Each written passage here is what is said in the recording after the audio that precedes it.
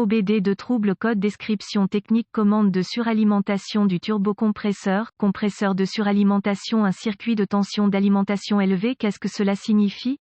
Il s'agit d'un code d'anomalie de diagnostic DTC du groupe motopropulseur générique et s'applique généralement aux véhicules OBDII. Cela peut inclure, mais sans s'y limiter, les véhicules de Chevy, Chevrolet, GMC, Duramax, Dodge, Ram, Cummins, Isuzu, Ford, Vauxhall, VW, etc. Bien que génériques, les étapes de réparation exactes peuvent varier selon l'année, confection, modèle et configuration du groupe motopropulseur, les turbocompresseurs, les suralimenteurs et tout autre système à induction forcée parenthèse ouvrante FI parenthèse fermante utilise d'ailleurs l'énergie générée par le moteur CAD, les impulsions d'échappement, les vis à entraînement par courroie, etc. pour augmenter la quantité d'air qui peut être introduite dans la chambre de combustion. Efficacité volumétrique accrue, étant donné que, dans les systèmes à induction forcée, les pressions d'admission doivent varier et doivent être ajustées en fonction des nombreux besoins de puissance de l'opérateur, les fabricants utilisent une forme de soupape de commande de suralimentation, AK,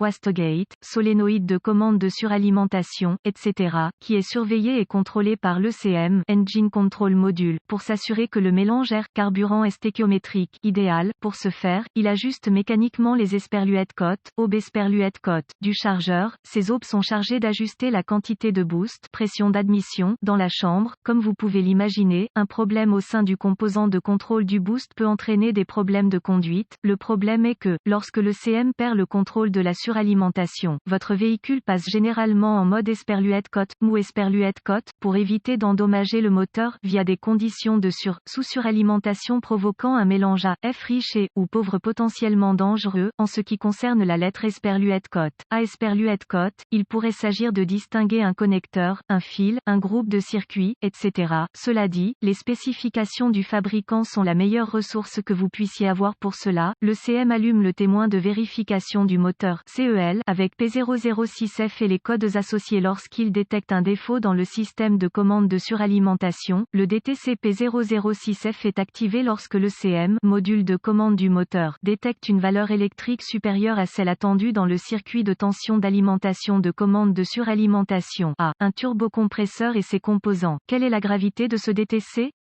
La gravité est réglée sur modéré à élevé. En cas de problème dans le système d'induction forcée, vous risquez de modifier le rapport air-carburant, ce qui, à mon avis, pourrait causer des dommages importants au moteur s'il était ignoré ou laissé sans surveillance. Non seulement vous courez le risque d'endommager les composants internes du moteur, mais vous obtiendrez une consommation de carburant terrible dans le processus. Il est donc dans votre intérêt de réparer les défauts du système d'induction forcée. Quels sont certains des symptômes du code?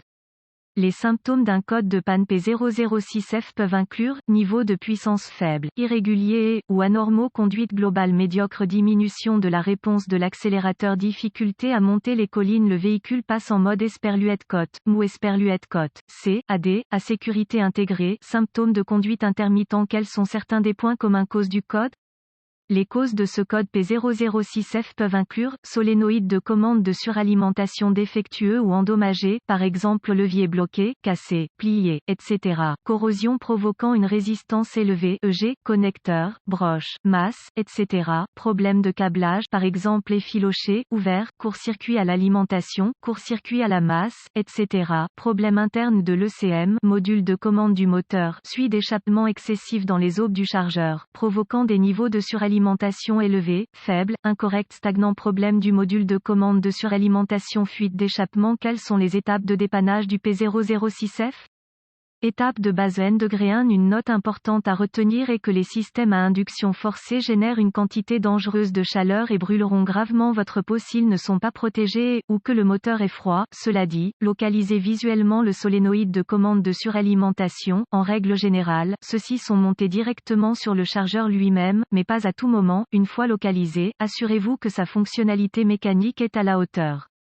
Ceci est impératif car après tout, il contrôle mécaniquement votre chargeur et augmente les pressions. Si vous pouvez déplacer manuellement le levier du solénoïde vers le boîtier du chargeur, c'est un bon signe. Gardez à l'esprit que, dans certains systèmes, il n'est pas possible de le faire. Étape de base N degré 2. J'ai vu, parfois, ces solénoïdes possèdent des leviers réglables qui aident à trouver le point d'où, bien sûr, cela varie considérablement d'un fabricant à l'autre. Faites donc d'abord vos recherches. Remarque, soyez aussi non invasif que possible ici, vous ne voulez pas endommager changer les composants du chargeur car ils ont tendance à être chers. Étape de base N-3 En fonction de votre configuration particulière, le module peut être monté directement sur la commande de suralimentation, en tant qu'assemblée, disons. Si oui, assurez-vous qu'il n'y a aucun signe d'intrusion d'eau, tout signe de corrosion, eau, dommage, et l'ensemble, ou si possible, juste le module, devront très probablement être remplacés. Étape de base N-4 Portez une attention particulière aux faisceaux allant aux solénoïdes de commande de suralimentation, ceux-ci sont acheminés à proximité d'une quantité de chaleur dommageable. La plupart du temps, si des dommages dus à la chaleur sont présents, cela sera évident au début des étapes de dépannage.